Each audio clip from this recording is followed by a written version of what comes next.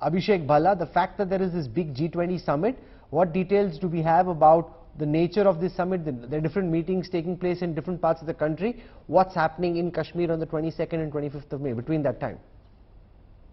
Well, just last week there was a big security review done by the Home Minister himself, where several senior officers from the security apparatus were there, and they briefed the Home Minister on the kind of security measures that are being taken place.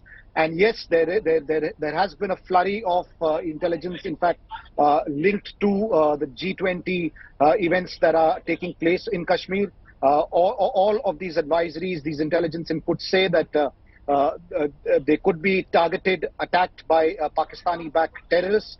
Now, if we are to just look at some of the recent intelligence and security reviews about the security situation in Kashmir, they have been reiterating the fact that there is, in fact, a lot of frustration amongst the terror groups, different tanzeems, because they have not been able to carry out a big, spectacular kind of terror attack like the one happened in Pulwama.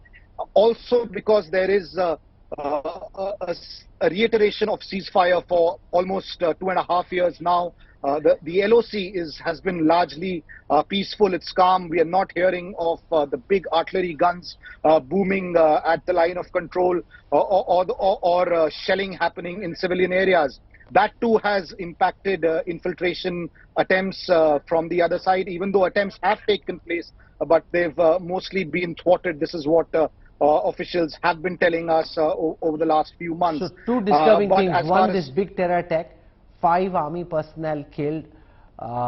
Remember, when there is peace for a relatively long period of time, oftentimes we've seen in the past that the level of security preparedness tends to come down just the odd notch. It's only human nature that that would happen, and now terrorists have attacked this vehicle. 5 personnel are killed, and we also have a situation where there is a G20 meeting taking place in Jammu and Kashmir next month, and ahead of that you've got a very tense period where there will be efforts to infiltrate more terrorists in and try and create some havoc, because the Indian government and the Jammu and Kashmir authorities would like to show that there is a sense of normalcy, that tourism is booming, that Jammu and Kashmir is developing, and the terrorists will be determined to show that this is actually not the case. So there will be a period of this face-off which we will have to be very, very mindful of between now and say the 22nd of next month,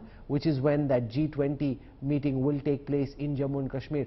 5 personnel from the Rashtriya Rifles have been killed. It's being told to us that there was a grenade or more grenades that were fired. The exact nature of this attack is unknown. Was the RNR able to push back, fight back? The status of these terrorists isn't known yet either. But what we do know is that 5 army personnel of the Rashtriya Rifle have been killed in this terror attack, one of the biggest attacks in recent times. Remember, there have been pinpoint targeted killings of Abhishek minorities in the recent past in places like Rajouri and elsewhere. This kind of a major attack where 5 RNR personnel are killed in the same attack, this has actually not happened for quite a few months now. That's right, Rahul. There had been a lull as far as these kind of targeted attacks against security forces are concerned. Yes, there have been targeted killings of Hindus in Kashmir. In fact, that's been one of the biggest security challenges for this government of late. But what I can confirm, Rahul, now just getting some more updates about this particular attack. It was in fact a single vehicle that was traveling. It was not a convoy. It was just one vehicle with 6 personnel that were traveling from Bhimber Gali to the location of their company.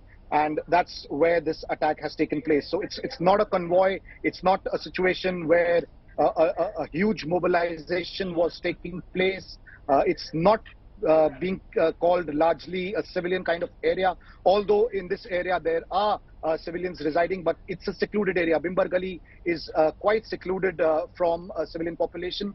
It's usually military movements that happen over here.